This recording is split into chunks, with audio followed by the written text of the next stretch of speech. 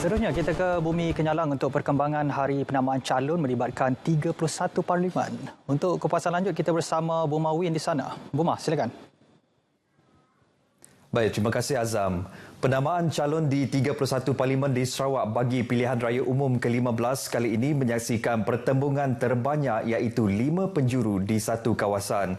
Ia diikuti 4 penjuru di 5 kawasan, 3 penjuru di 16 kawasan dan 2 penjuru di 9 kawasan. Parlimen Santubong menyaksikan saingan 3 penjuru antara gabungan Parti Sarawak GPS, Bebas dan Pakatan Harapan PH Amanah.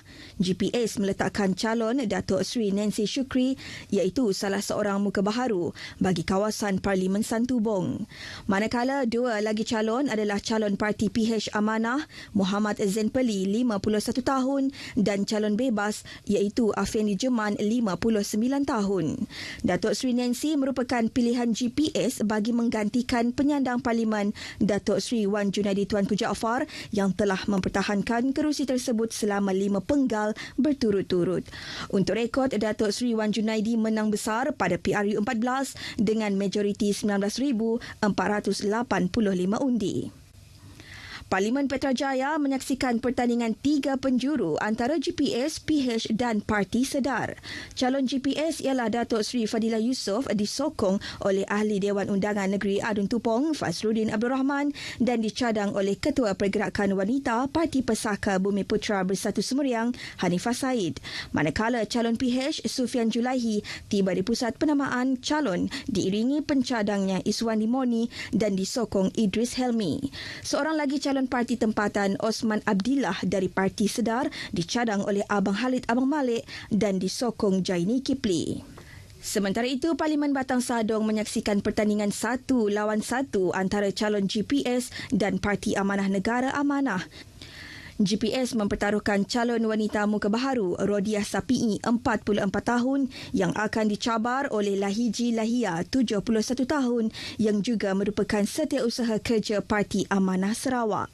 Untuk rekod, Parlimen Batang Sadong sebelum ini disandang oleh Datuk Seri Nancy selama 3 penggal sebelum beliau bertukar ke Parlimen Santubong. Hadir menyaksikan proses penamaan calon bagi 3 parlimen tersebut Premier Sarawak yang juga penerusi GPS Datuk Patinggi Tan Sri Abang Johari Tun Openg. Kerusi Parlimen Kapit pula menyaksikan pertembungan 3 penjuru antara GPS, PH dan Parti Bangsa Dayak Sarawak PBDS. Calon GPS Datuk Seri Alexander Nantalinggi kali ini mempertahankan kerusinya untuk penggal ke-6 ditentang calon PH Husairi Pangkas Abdullah dan calon PBDS Robert Saweng. Pada PRU 14, Datuk Seri Alexander memenangi kerusi Parlimen Kapit setelah menewaskan para nyawi dari Parti Tindakan Demokratik dengan jumlah majoriti 10,479 undi. Manakala Parlimen Mukah menampilkan 1 lawan 1 antara calon GPS Datuk Hanifah Hajar Taib dan calon PH Abdul Jalil Bujang. Parlimen Mukah mempunyai 3 kawasan DUN iaitu DUN Balingan, DUN Dalat dan DUN Telian yang keseluruhannya mempunyai 46,761 pengundi. Dalam pada itu, pertembungan terbanyak iaitu 5 penjuru di Kanawit menyaksikan calon GPS Dato' Aaron Agodagang ditentang calon PH Joseph Nyambong dan 3 calon bebas iaitu Dr. Eli Luhat, George Chen dan Michael Lias.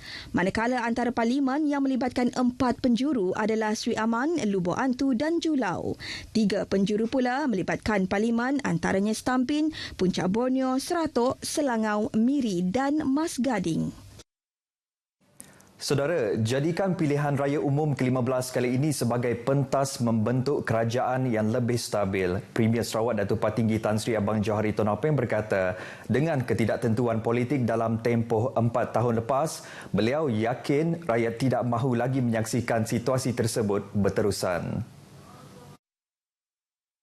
Sudah tentu juga GPS akan meletakkan dasar di mana hak-hak Sarawak dan kepentingan Sarawak akan kita teruskan dalam kerjasama bersama dengan kerajaan persekutuan. Menurut Datuk Patinggi Tan Sri Abang Johari, apa yang lebih membimbangkan adalah kemelesetan ekonomi yang dijangka melanda dunia bermula tahun depan yang memerlukan kerajaan yang tahu mengendalikan ekonomi negara dengan tuntas.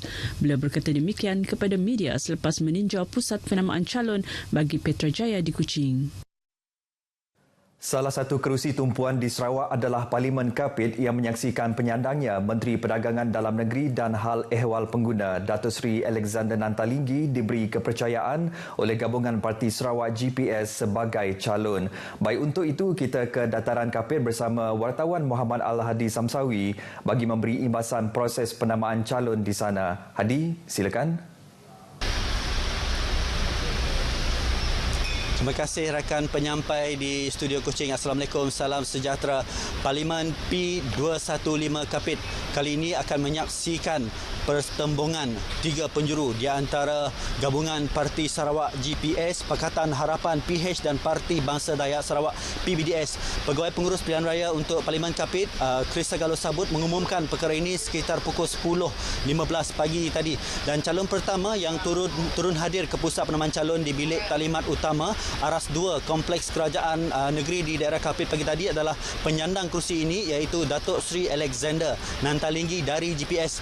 Beliau diiringi oleh pencadang beliau, Adun Bukit Goram Jefferson Jamil Unyat, dan penyokongnya Adun Pelagus Wilson Nyambung Ijang.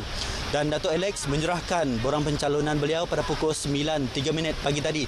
Calon kedua yang hadir ke pusat penamaan calon adalah dari Pakatan Harapan, Khushairi Pangkas Abdullah, yang telah menyerahkan borang pencalonan beliau pada pukul 9.11 pagi. Dan calon terakhir yang hadir adalah dari PBDS, iaitu Robert Sawing, dan beliau telah menyerahkan borang pencalonannya pada pukul 9.15 pagi. Suasana kempen di Kapit sebenarnya masih belum hangat setakat ini. Namun malam tadi kru kami sebenarnya dijemput untuk menghadiri upacara miring yang diadakan di kediaman keluarga Datuk Seri Alexander. Menarik sebenarnya untuk melihat upacara ini, dan kami difahamkan upacara ini adalah satu amalan tradisi masyarakat Iban sebelum berlakunya peristiwa-peristiwa istimewa atau penting dalam kehidupan mereka. Sepanjang upacara itu kami dapat lihat Datuk Seri Alex diselimuti dengan kain puak kumbuk sebagai tanda simbolik kepada kekebalan kepada seseorang. Mengenai Parlimen Kapit ini sendiri, Datuk Seri Alexander turun untuk mempertahankan kerusinya untuk penggal ke-6 kali ini. Jumlah terkini daftar pemilih di Parlimen ini menunjukkan sejumlah 45,026 orang pengundi berbanding hanya sekitar 30,658 pada PRU yang lepas. Dan faktor utama pertambahan ini adalah faktor undi 18 dan pendaftaran automatik untuk pengundi. Di Parlimen Kapit sebenarnya 151 pusat pengundian akan dibuka dengan seramai 1,024 orang akan bertugas untuk menguruskan operasi pilihan raya di kawasan Parlimen ini. Baik, saya rasa setakat ini dahulu perkongsian saya untuk Parlimen P215 Kapit yang sahih di RTM #MyPRU15. Kembali bersama rakan penyampai di studio Kuching. Silakan. Terima kasih Hadi atas laporan anda. Calon-calon yang bertanding pada pilihan raya umum ke-15 PRU15 perlu menggunakan tempoh berkempen bagi memperjelaskan perancangan pembangunan untuk manfaat rakyat dan bukannya menyebarkan politik kebencian bagi memburukkan calon lawan. Calon Gabungan Parti Sarawak GPS Datuk Seri Alexander Nantalinggi berkata politik kebencian yang disebarkan dan kritikan tanpa asas bagi meraih undi akan mendatangkan kesan kepada rakyat. I will continue for what is still not have been achieved, meaning to say there's still much to do, even though there has been a lot done, but there is still room for improvement to bring further development of infrastructural facilities here. That I will pursue, especially now that I am appointed as the chairman of the URDA. Datuk Seri Alexander berkata demikian di Kapit. Mengenai perancangan 5 tahunnya, beliau percaya penubuhan Agensi Pembangunan Hulu Rajang URDA akan merancangkan pembangunan infrastruktur di kawasan tersebut. Namun, penekanan juga perlu diberikan kepada pembangunan sosioekonomi rakyat kerana pembangunan infrastruktur tidak bermakna sekiranya penduduk tidak mempunyai pendapatan yang tinggi. Pengundi di Parlimen Mas Gading diminta agar tidak mensia-siakan undi mereka dengan memilih wakil yang tidak mampu membela nasib mereka. Sebaliknya, Timbalan Menteri Pengangkutan Sarawak dan Ahli Dewan Undangan Negeri Adun Tasik Biru, Datuk Henry Herijineb mahu undi diberikan kepada wakil rakyat yang betul-betul menjaga rakyat. Datuk Henry menjelaskan kerajaan di bawah gabungan Parti Sarawak GPS telah terbukti memang bekerja untuk rakyat menerusi pelaksanaan projek pembangunan dan menjaga kebajikan rakyat seperti semasa Perintah Kawalan Pergerakan Pandemik COVID-19. Tambahnya, beliau yang mewakili Dun Tasik Biru dan Adun Opa Billy Sujang akan terus berusaha keras mendampingi rakyat bagi memastikan Parlimen Mas Gading menjadi milik GPS. Ditemui selepas proses penamaan calon di Pusat Penamaan Calon Dewan Suara Bau, beliau yakin menerusi calon GPS Lidang Disen, nasib rakyat akan sentiasa menjadi keutamaan. Kita mau melihat rakyat bersama dengan kita untuk meneruskan pembangunan. Sebab kita sudah merasakan yang selama ini kita di bawah pembangkang, rakyat sudah nampak perbezaan GPS dengan pembangkang. Parlimen Mas Gading dimenangi DAP pada PRU ke-14. Pada PRU ke-15 ini, Parlimen Mas Gading menyaksikan pertandingan 3 penjuru antara penyandang Mordi Bimol dari DAP, Lidang Disen GPS dan Ryan Sim Min Leong dari Parti Bumi Kenyalang PBK. Baik saudara, sekian berita dari Sarawak. Kita kembali bersama Azam di Angkasa Puri. Azam, silakan.